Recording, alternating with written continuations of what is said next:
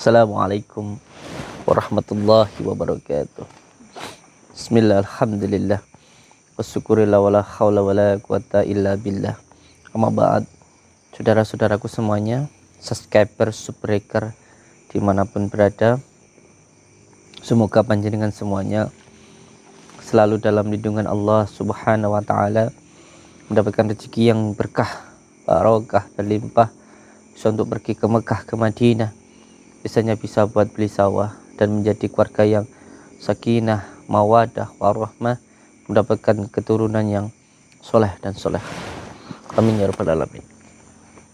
Saudara-saudaraku semuanya, malam yang berbahagia ini, alhamdulillah kita masih diberikan kesempatan untuk bersilaturahmi, saling menyapa, dan juga diberikan kesehatan, kenikmatan, nikmat bisa melihat, nikmat bisa berjalan, nikmat bisa duduk, nikmat bisa bernafas, nikmat bisa makan, dan lain sebagainya. Masya Allah, ini adalah suatu nikmat Allah yang luar biasa yang diberikan kita kepada Allah, yang diberikan Allah kepada kita.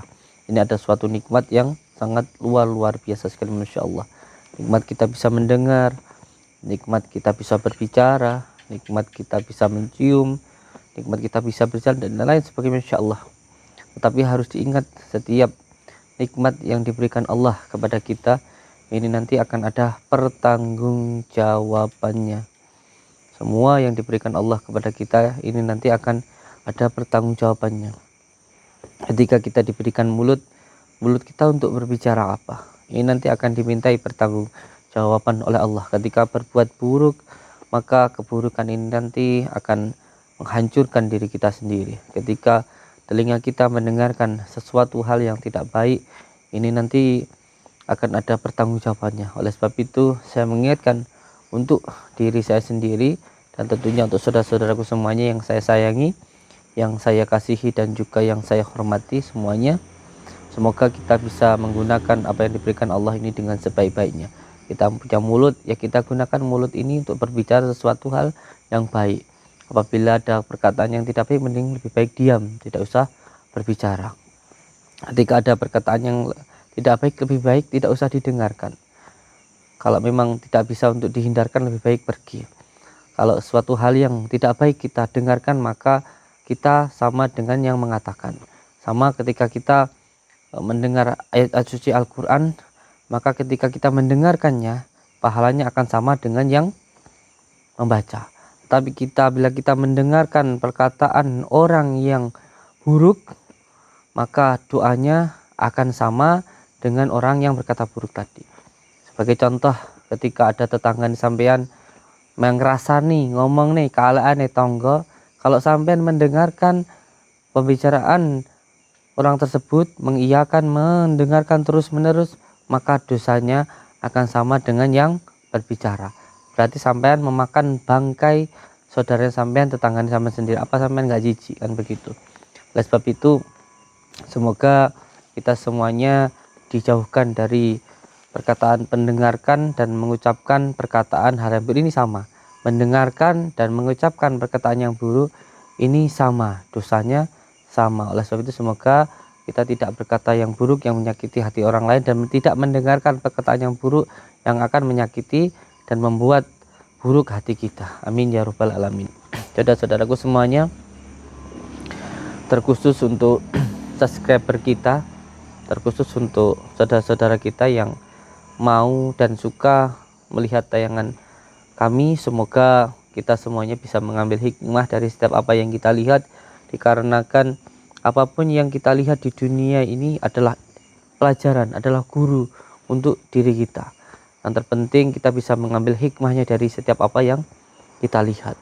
Dan untuk semua saudara-saudaraku dimanapun berada, saya mengucapkan terima kasih untuk semua saudaraku yang telah menjalin silaturahmi, telah bersilaturahmi kepada Padepokan. Saya ucapkan terima kasih. Satu yang menjadi tujuan kami, yang menjadi niat kami, bahwa ketika panjenengan datang kepada Padepokan, niatkan satu, untuk menyambungkan tali silaturahmi, itu saja. Kalau tujuannya sampean datang kepada Padepokan mengira saya itu sakti, maka saya pastikan panjenengan akan kecewa. Kalau tujuan sampean ke Padepokan mengira saya sakti, entah itu yang mau silaturahmi atau mau nyandang sakit, ya kadang terkena masalah dan lain sebagainya. Intinya kita hanya sama-sama berdoa kepada Allah, kalau memang sudah baik biar menjadi lebih baik lagi, kalau tidak baik menjadi lebih baik lagi. Dan ini yang sering sekali saya lihat di saudara-saudara kita, banyak sekali yang di dalam usahanya mengalami sebuah kebangkrutan, usaha selalu ditipu, usaha selalu bangkrut, hidupnya selalu menderita, selalu sakit-sakitan. Ini biasanya mengatakan bahwa dirinya itu terkena santet, disumpetin rezekinya sama orang dan lain sebagainya. Padahal sebenarnya yang saya lihat kebanyakan, ini yang saya rasakan, penyakit-penyakit, gangguan-gangguan, musibah, usaha selalu bangkrut dan lain sebagainya itu bukan karena disantet orang ataupun dibumpeti rezekinya oleh orang, tetapi karena dosa terhadap orang tua. Ini yang paling banyak sekali menimpa saudara-saudara kita. Karena hati-hati, ada dua dosa yang tidak hanya ditimpakan di akhirat tetapi juga di dunia. Ada dua dosa yang tidak hanya ditimpakan nanti di akhirat tetapi juga di dunia. Yaitu yang pertama, dosa melawan orang tua. Yang kedua yaitu dosa zina. Jadi jangan sampai sampean mengira ketika saya melakukan hal ini nanti balasannya nanti di akhirat entah kapan, kan begitu. Jangan menganggap seperti itu. Kalau sampai melakukan dosa, sampai melawan orang tua, durhaka terhadap orang tua, bukan hanya nanti di akhirat hidup panjenengan sengsara, tetapi di dunia juga bakal kelunta-lunta, bakal sengsara. Jangan dikira ketika berzina dengan orang Allah nanti balasannya nanti di akhirat, yang penting nanti saya tobat, nggak mesti juga kapan nanti di akhirat. Jangan berpikir seperti itu. Bukan hanya nanti di akhirat disiksa, tetapi juga di dunia bakal mendapatkan sengsara. Dua dosa ini. Jadi ini banyak sekali menimpa saudara-saudara kita. Oleh sebab itu di dalam pondok kita tidak hanya membicarakan, bukan hanya mengobati orang-orang yang terkena santet ataupun lain sebagainya. Bukan hanya mendoakan saudara-saudara kita yang terkena santet dan sebagainya, tetapi juga di dalam padepokan itu yang terutama ialah yang sholatnya bolong-bolong kita minta untuk istiqomah. Yang kedua, yang tidak pernah berzikir kita minta untuk berzikir. Itu yang paling penting. Yang pertama harus taubatan nasuha, itu dulu. Karena ketika kita naik kendaraan dan ketika naik kendaraan itu berasa tidak enak, jangan buru-buru mengatakan kalau itu diganggu oleh orang lain. Coba beriktibar dulu, bermuhasabah diri, bermuhasabah dulu. Apakah ketika berjalan ini jalannya sudah benar sesuai dengan di jalan raya, sesuai dengan ketentuan pemerintah atau belum? Kalau jalannya saja salah, ya sudah pasti jalannya nggak enak. Itu yang pertama. Yang kedua, apakah mobil itu sudah berjalan sesuai dengan ketentuan yang menciptakannya atau belum? Kalau mobil itu rem nggak digunakan, setir nggak digunakan, bos sepintar-pintarannya pasti nabrak, pasti ada masalah nanti di situ. Itu yang pertama. Dan yang ketiga, baru kalau sudah jalannya sudah benar, mobil itu sudah berjalan sesuai dengan ketentuan yang menciptakannya, dan ternyata masih ada yang salah, baru dikoreksi apakah ada yang menumpangi atau tidak. Dan yang menumpangi tadi ada 3 hal. Jadi tidak semuanya karena gangguan sihir. Gangguan goib itu ada 3. Yang pertama karena ain, yang kedua karena ketempelan, dan yang ketiga karena sihir. Ini ada tanda-tandanya begitu. Jadi diindikasikan dulu bahwa kalau mengalami sakit ini, yang pertama kalau memang ada gangguan gaibnya, bukan hanya yang bersifat fisik. Yang pertama suka marah, hanya stroke. Yang kedua sedih yang terus menerus. Yang ketiga sering pelupa. Ini kalau ada 3 hal ini bisa dipastikan itu ada gangguan gaibnya. Dan yang dirasakan kalau yang karena ain itu bagian depan di kepala sini. Kalau karena ketempelan itu di bagian dada. Kalau karena sihir itu di bagian tulang belakang, di tengkuk, berat, kepala pusing bagian belakang, tulang ekor panas. Ini karena gangguan sihir, insya Allah. Dan sebab itu untuk semua saudara-saudaraku, yang paling penting, yang pertama ialah ridho dari orang tua. Itu yang paling penting. Bahwa banyak orang yang hidupnya sengsara itu bukan karena tidak didoakan oleh orang tuanya, bukan, tetapi karena anak tersebut tidak mau menyambungkan doa dengan orang tuanya. Jadi banyak orang yang sudah didoakan orang tuanya untuk menjadi orang kaya, bahagia hidupnya, sukses, tetapi karena tidak mau mendoakan orang tuanya, pada akhirnya doa anak tadi tidak sampai kepada anaknya. Ini sama seperti sholawat sebenarnya. Ketika kita sudah dicintai oleh baginda Rasulullah, ketika kita tidak mau bersolawat kepada baginda Rasulullah, hidup kita juga tidak akan selamat begitu.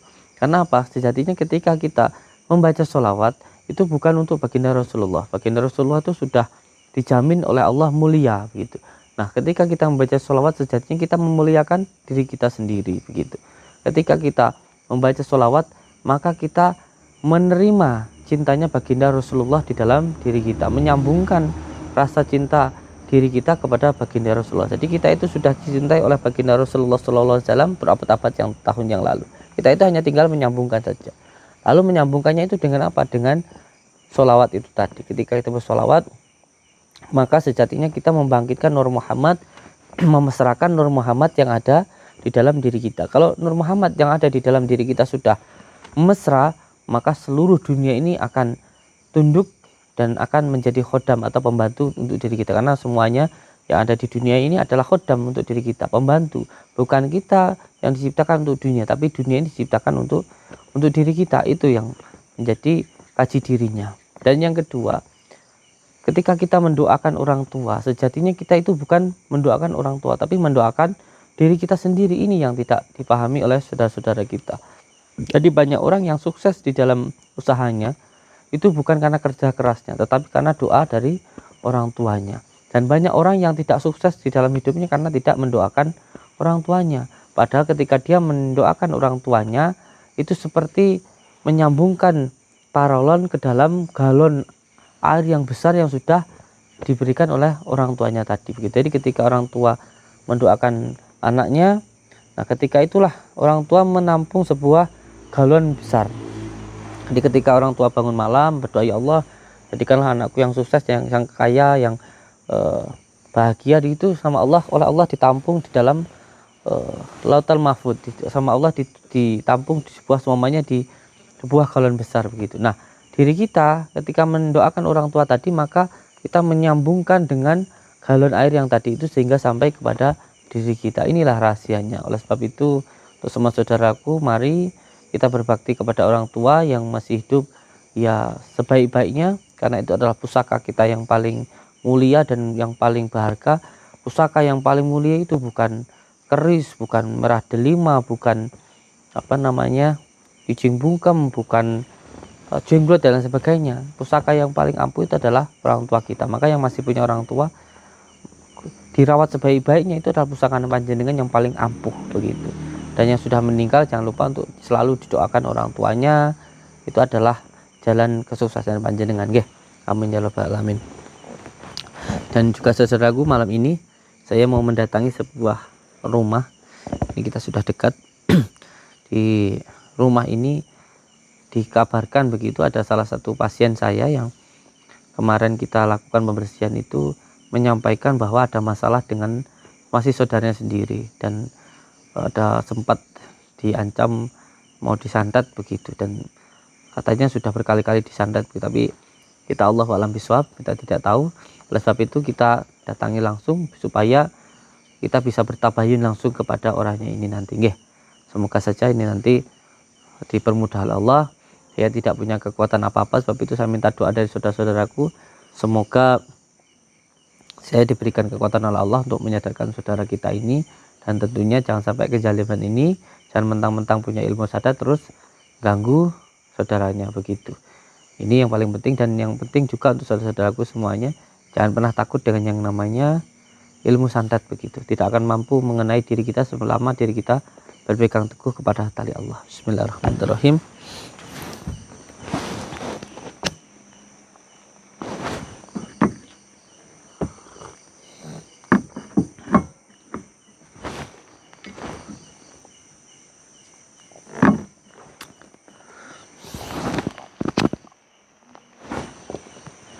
Alhamdulillah.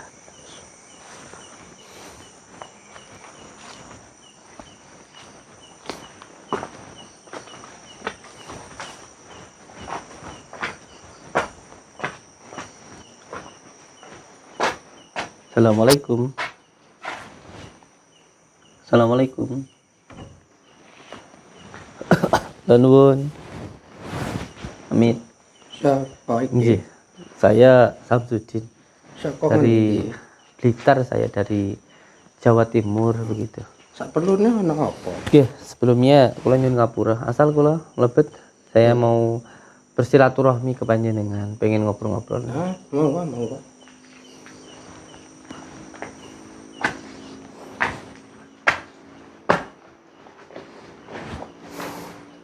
Wis ngene iki panggonane. Nggih, sami mawon nggih kula nggih nggen rasa. Ya lek ana rokok-rokok ya sampean tak rokok-rokokan sik. Nggih. Sak durunge Bapak itakon Nggih. sak pelurene ana apa? Nggih, amit. Rokoke. Nggih. Mau maksud sampean apa? Mboten jenengan mawon. Kula pun. Nggih. Sepindah nggih tujuan kula mriki silaturahmi dumateng panjenengan, menyambungkan tali silaturahmi ngoten. Merga nyambungke silaturahmi niku nebihne sedaya bala, neketne rejeki, manjangna umur insyaallah ngoten. Merga ngoten niku sebab seperti itu saya datang ke sini begitu. Nah, tujuan saya pertama saya silaturahmi, dan tujuan dan maksud saya kedua datang ke tempat ini karena saya mendapatkan sebuah amanah begitu. Dari amanah saka sapa kuwi? iya. Ini mohon maaf sebelumnya saya tidak mau mengadu domba tentunya. Tetapi ini daripada menjadi sebuah pertengkaran begitu. Jadi saya ini menjadi penengahnya. Penengah dari kedua belah pihak, terutama dari pihak sana dan juga dari sebelah sini begitu. Maksudnya piye? Nah, begini, mohon maaf. Kemarin kan panjenengan sempat mengatakan katanya mau nyantet saudara sampean yang masalah warisan waris kemarin itu. Lho. Iki cari sapa? Ya mohon maaf, ini saya dari pihak sana menyampaikan kepada saya bahwa hak waris yang beliau punya itu kan sebenarnya adalah hak mereka, karena itu pemberian dari mbahnya begitu, yang masih dari istrinya panjenengan, nggak perlu saya sebutkan tentunya. Nah, mereka ini ketika mempunyai hak itu, panjenengan kok jadi marah terus bilang mau nyantet itu gimana maksudnya? Sing arep ngantet ki ya sapa, sing diomong niki ya sapa, aku pun ora paham. Nggih. Iki saya perjelas mawon nggih. Sapa jenenge? Nggih, saya perjelas mawon iki. Sebelumnya mohon maaf. Saya Samsudin dari Blitar, Jawa Timur begitu. Ada salah satu saudara yang datang ke rumah, namanya Bu Rusmini. Beliau menyampaikan kepada saya bahwa Bu Rusmini sampean tepang mboten? Tepang apa ndak sampean? Ya. Ya kan? Nah, berarti kan sampean kenal. Nah, Bu Rusmini ini siapa sampean? Kuwi adik kuwi. Oh, adik dari bojoku. Oh, dari istrinya panjenengan. Nah, beliau ini menyampaikan ke saya bahwa beliau punya warisan dari mbah, dari mbahnya. Iya kan? Nah, terus kemarin kan sudah dijelaskan bahwa itu menjadi hak warisnya. Terus kenapa jenengan marah-marah terus jenengan mengucapkan kata-kata mau nyantet sana? Mentang-mentang sampean di sini dianggap sebagai orang pintar atau orang yang mempunyai ilmu begitu. Nah, oleh sebab itu orangnya ketakutan. Dan ini mohon maaf sekali. Kenapa keluarganya sampai minta tolong ke kami, ke saya, karena keluarganya banyak yang sakit. Bahkan ada yang sakit aneh kemarin itu, ada yang punya rasa takut, ada yang sampai muntah darah. Ada di channel saya punya YouTube gitu. Nah, situ itu sampai beberapa kali muntah darah. Terus perutnya sampai membesar yang ibunya itu kemarin. Nah, ketika saya melakukan pembersihan di sana itu kita temukan barang-barang yang aneh-aneh begitu. Nah, saya tentunya datang ke sini bukan menuduh, bukan. Tetapi saya juga merasakan secara sebatinnya kok ada hubungannya dengan tempat ini begitu. Itu yang pertama. Saya tidak nuduh ya, mohon maaf. Kalau salah, saya salahkan sama juga, saya juga mau. Yang pertama, ada hubungannya dengan tempat ini yang saya rasakan. Kalau rasa saya salah ya wajar, saya manusia. Terus yang kedua, dinilai dari perkataan panjenengan kepada ibu tersebut yang mengatakan sebelum ibu sakit masalah warisan kemarin, panjenengan kok sampai bilang masalah itu mau sampean sandat ibunya, kan begitu. Itu yang menjadi pokok permasalahannya, sehingga saya datang ke sini mau bertabayun. Saya sebagai perwakilan dari beliau, kalau memang beliau ada salah ya tolong dimaafkan. Jangan cuman karena harta sampai pada akhirnya persaudaraan hancur, apalagi kalau sampai menggunakan ilmu-ilmu yang semacam itu tambah-tambah lagi secara dunianya sudah bejat, secara akhiratnya itu sudah musyrik begitu. Jadi ini perlu untuk saya tegaskan. Lek sampean waskita sing nyatet ku sapa? Ya kudune sampean ya wis ero. Ya sebab itu yang saya rasakan dari tempat ini begitu. Sebab itu saya langsung bertabayun ke panjenengan begitu. Kok aneh? Nggak ada yang kan aneh. Dukun ki Kakung Blitar ki akeh dukun. Oh, iya itu kan di Blitar lah, sampai ini kan jauh begitu. Musuh pun yo mungkin dek ya musuh yo akeh. Iya, jaga orang mau cari kemana juga terserah. Tetapi ini kan panjenengan jauh sekali begitu. Dan ini yang ada hubungannya dengan ibu itu, dengan perkataannya ibu itu.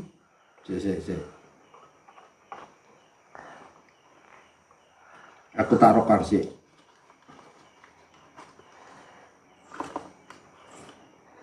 Duh, siapa nih monggo rokokan? Enggak, buat sampean saja. Udah, buat sampean saja, saya enggak. Saya memang buat sampean. Iki lah ndudono. Enggak, bukan, saya ada sendiri saya. Saya ngasih itu mau buat sampean. Silaturahmi itu sebagai olah-olah. Iya. Api ya podo rokok. Iya, monggo. Buat olah-olah saja. Saya sudah ada. Lah ya apa ora enak ngerokok. Enggak apa-apa, santai aja. Ora ono. Santai saja sudah. Seduluran. Ya ini sudah seduluran. Kan saya ngasih. Seduluran. Wes ora, Kak Sito wis. Ayo lanjut. Ya itu tadi saya kan bilang kalau saya waskito, saya enggak waskito. Tetapi saya rasakan dari tempat ini begitu. Dari tempat inilah pusat dari towernya, pengirimnya sandat yang ibu itu rasakan begitu loh. Yes. Saiki lek memangi ilmumu kandel apa wis waskita tenan ya wis. Memangi aku sing gawe terus saiki arepe apa awakmu? Ya sebab itu saya datang ke sini. Saya mintakan saya datang ke sini kan baik-baik, kan begitu. Saya minta untuk sudahlah dihentikan. Bagaimanapun juga itu saudara panjenengan, kan begitu. Jangan cuman karena harta persaudaraan jadi terputus. Jangan karena harta hati ini panjenengan ditutupi, diselumuti oleh kerakusan dan juga hawa nafsu. Janganlah seperti itu. Diri kita ini kan manusia, kita ini kan bukan hewan. Kita punya akal untuk berpikir gitu loh. Malah kalau bisa harta itu kita berikan kepada saudara kita agar kita itu bisa lebih jadi saudara, bukan malah karena harta kita jadi lupa dengan saudara, kan begitu. Ya saya tidak mau ikut campur lah, itu malah urusan pribadi panjenengan, saya tidak ikut campur. Tetapi perlu untuk sampean pahami nggih Kang nggih, nggih Mbah nggih ingkang kula sayangi, ingkang kula takdimi. Nek kanggone aku sampean termasuk wis campur tangan. Nek arep ngaduh. Kenapa saya nggak ikut campur? Gimana saya nggak ikut campur? Nah, sedangkan orangnya itu sakit, orangnya itu perutnya sampai membesar seperti itu. Siapa yang nggak ikut campur? Siapa yang nggak kasihan begitu? Gitu loh. Oleh sebab itu saya harus ikut campur karena beliau itu sakit. Di kita itu ada amal ma'ruf nahi mungkar, ada kewajiban-kewajiban kita untuk menolong saudara kita gitu loh. maksud saya. Kalau sampai ngelakuin kayak gitu terus saya suruh biarkan ya terus gimana gitu loh maksud saya. Ayo kan wis berarti sampai campur tangan. Coba Ya, sampean tuh ngelakuin yang kayak gitu, Mbah. Karpe piye? Ya saya minta Di ilmu piye? saya itu nggak kesini nggak ngajak adu ilmu atau apa. Saya itu ngajak kesini, saya mohon ke panjenengan lah. Kula nyuwun dumateng panjenengan. Ampun ngoten niku lah. Aja mentang-mentang sampean duwe ilmu apa sing sampean rumangsani sing duwe ilmu ki mung sampean tok. Apa sing sampean kira sampean iki wong paling sakti ngono ta? Mbok anggap sampean iku paling hebat gitu ta? Jelas. Aku Aja sombong dadi menungso iku. Sampeyan iku lho padha-padhane mangan sego. Padha-padhane mangan sego. Apa sing sampeyan andelno, Sampeyan mati mengko dikubur dadi lemah. Mikira gitu loh. Ndak usah sok-sokan lah sampeyan iku. Lah sampeyan pancen hebat, pancen sampeyan itu sakti. Aja nyantet dulu sampeyan sing gak duwe ilmu apa-apa. Sampeyan santet aku Oke. Iya. Ngerti ta saiki? Aku nyosu kok gemes to karo sampean iki. Lek wis ngucap Tenanan. sampean ke ngono. Mergo sampean iku songong, sombong, sok-sok sekti sampean iku. Wis jelas. Lah sampean pancen sekti tenan. Kok duwe lah ilmu. Aja lah duwe ilmu terus nggo nyakiti wong ngono. Duwe ilmu ki nggo ditulung, ora nggo nglarani wong. Ya lek Aja sombong. kuwi ora kena diatur. Sing perlu diatur iku sampean. Sing perlu diatur iku sampean. Sampean iku urip diatur, diaturan, di peraturan ora. Sampean iku aja kaya kewan, mentang-mentang duwe ilmu, mentang-mentang kuat, wong lain mbok sengsara. Aku dudu kewan, Lah piye? kewan koyo wedhus kuwi kewan. Apa bedane? Apa bedane? Wong aku cek duwe. Duwe apa? Duwe ati apa ora? Ya duwe Wah, kesekten. elah. Kesekten apa? Sekten celeng kepret apa? Lah sampean duwe ati ora kaya kewan, ora mungkin ta sampean iku arep nyandet wong sak geleme sampean. Apa meneh kuwi dulure sampean? Sampeyan ora duwe ati, ora duwe utek. Atine sampean ning endi? Uteke sampean ning endi ngono lho. Aja sombong wis. Tokno iki kabeh ilmumu aja gak usah ragu. Ya wis, ayo dijajal iki. Lah ilmu apa sampean wis? Oke, aku ora ngerti apa-apa, ya. Ayo, tokno kabeh pusaka-pusakamu keris-kerismu iki apa? Ya. Aku gemes karo wong model kaya sampean iki. Yo. Tak meneng tok ayo, tak ilmumu santetan aku sing paling kuat kono. Apa mantramu tok jin-jinmu sing paling sakti kono. Ora usah tanggung-tanggung. Pancen aku mati yo mati syahid tak apa. Tak ikhlasno ayo.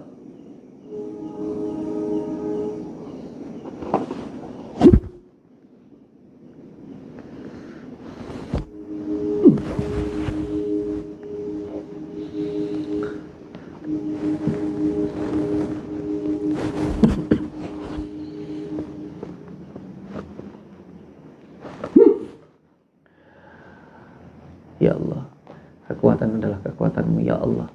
Dengan kekuatan-Mu saya memohon ya Allah, berilah hamba kekuatan untuk amal ma'ruf nahi munkar ya Allah.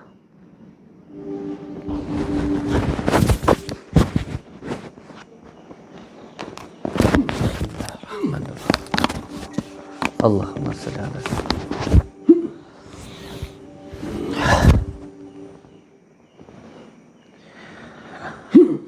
Syirullah, Jatullah, Sifatullah, Wujudullah, Afalullah, La ilaha illallah, Muhammadur Rasulullah.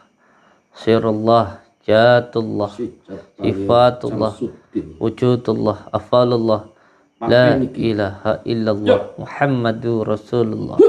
Syirullah, Jatullah, Wujudullah, Fatullah, Falullah, La ilaha illallah, Muhammadur Rasulullah.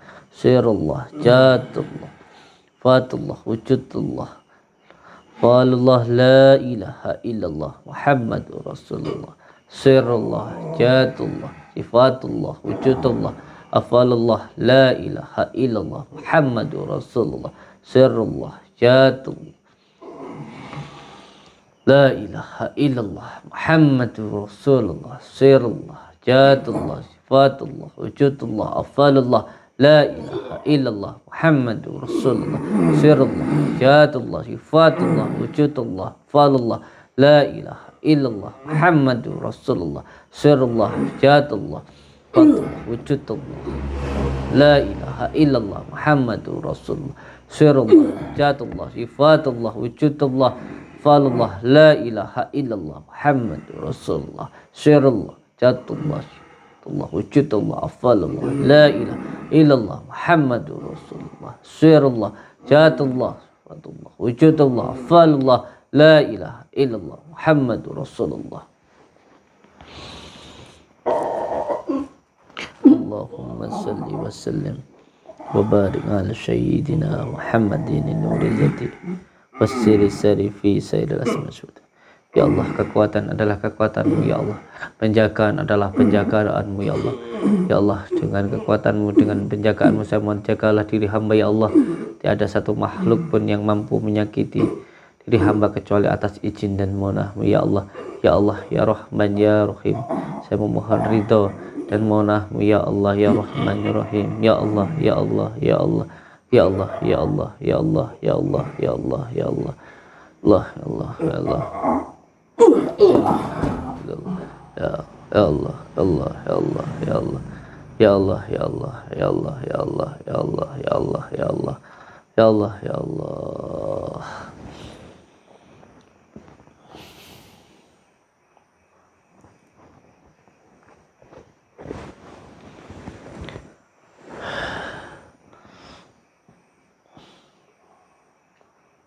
Alhamdulillah rabbil alamin.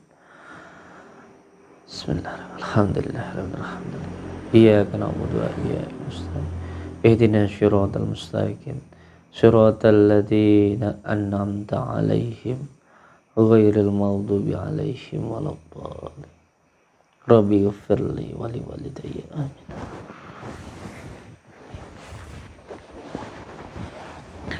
Allah subhanahu.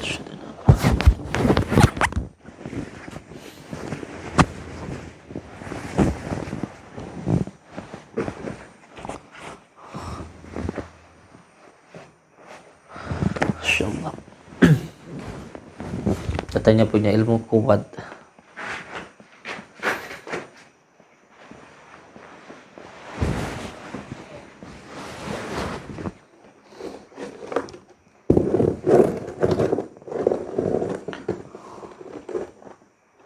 A'udzubillahi minasyaitonirrajim. Bismillahirrahmanirrahim. Dengan izin dan maunah-Mu, ya Allah, hilangkanlah semua kekuatan gaib yang ada di dalam diri orang ini. Innama amruhu idza arada sayyi'an ayyaqula lahu kun fayakun kun fayakun.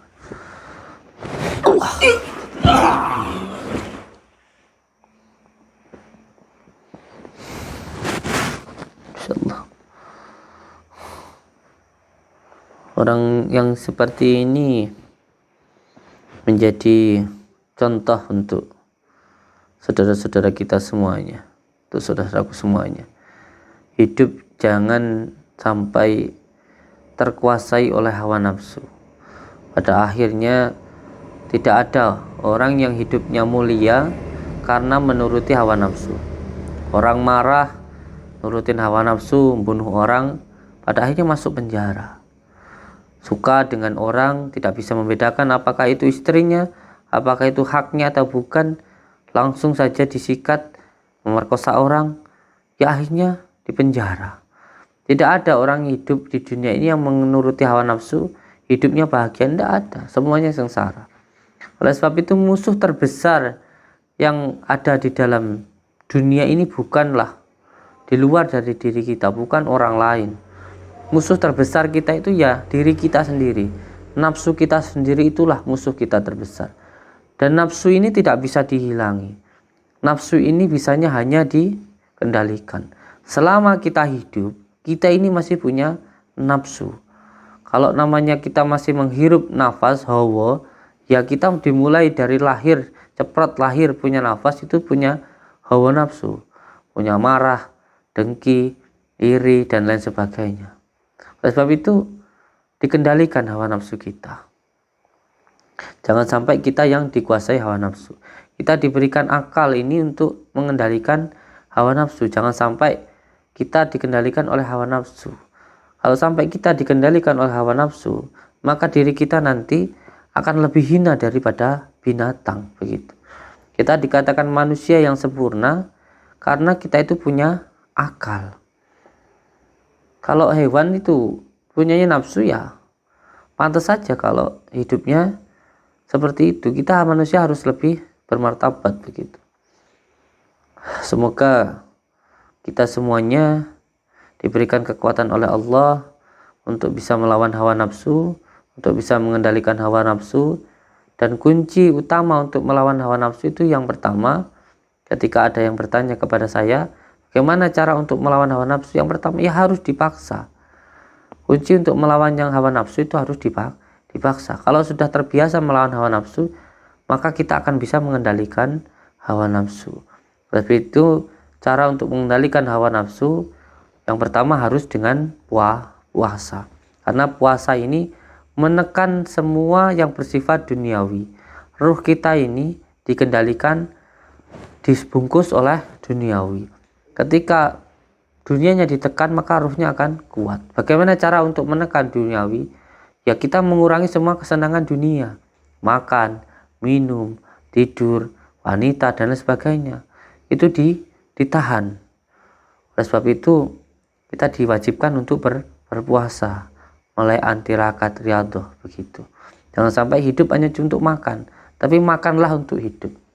Semoga saudara-saudaraku dimanapun berada, kita semuanya dijadikan manusia sebenar-benarnya manusia, manusia yang bisa mengendalikan hawa nafsunya, bukan yang kita dikendalikan hawa nafsu. Jangan sampai kita berniat baik tetapi diselimuti oleh hawa nafsu menjadi hal yang tidak baik. Banyak hal-hal yang kelihatannya baik padahal itu tidak baik. Oleh sebab itu, mari untuk semua saudara-saudaraku belajar syariat, tarekat, hakikat, dan marifat. Semoga semua saudaraku dimanapun berada selalu dalam lindungan Allah Subhanahu wa Ta'ala, mendapatkan rezeki yang berkah, barokah, berlimpah, bisa untuk pergi ke Mekah, ke Madinah, sisanya bisa buat beli sawah dan menjadi keluarga yang sakinah, mawaddah, warahmah. Saya ucapkan terima kasih. Wabillahi taufiq wal hidayah. Assalamualaikum warahmatullahi wabarakatuh.